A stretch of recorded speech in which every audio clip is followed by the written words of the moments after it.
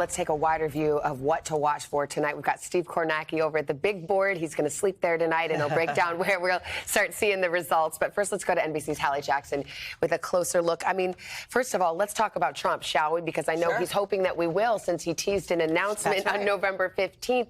And this cuts both ways for Republicans on the eve of an election day. There had been some discussion, hey, people who really wanted him to wait until after the midterms to make the announcement, which sure, technically he is, but by teasing this announcement. So what are we talking about this morning on the Today Show on Election Day? We're talking about Donald Trump, right? Former president who may make another run. I spoke with somebody close with him in the wee hours of the morning who was with him very, very recently, who said, you know, he's really angry. He still feels very aggrieved about the way that he was treated while in office. And I said, but why now, right? Talk about the timing here. And I do think that there is an acknowledgement that maybe this will box out some people who could end up in a crowded Republican primary, that by declaring early, perhaps it shows a former president flexing some muscle, and maybe some of these potential candidates who are on the bubble might not run. Now, Ron DeSantis, I think a lot of speculation, he's going to do it regardless. Mike Pence, same thing. By the way, you know what else happens on November 15th?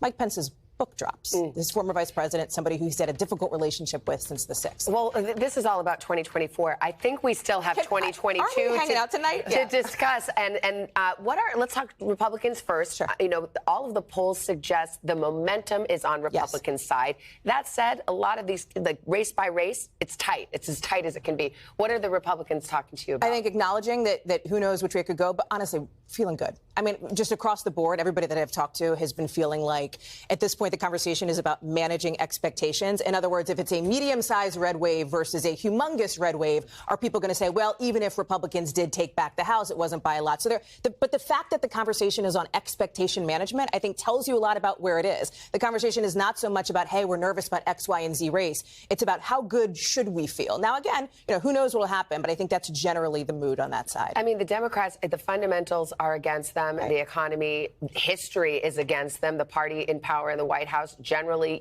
loses seats in that first midterm election. So what are Democrats saying? They feel like the House is gone, but the Senate's a maybe? Kind of. And I think to your point, the enthusiasm factor could potentially, right, if enough Democratic voters turn out, that's kind of the hope here. I would say one person described it to me as uncertain. I would characterize it as pretty grim. I had one Democratic member of Congress say to me, yeah, they're preparing for a House Speaker Kevin McCarthy, which I think says a lot. Hey, thanks for watching. Don't miss the Today Show every weekday at 11 a.m. Eastern, 8 Pacific on our streaming channel, Today All Day.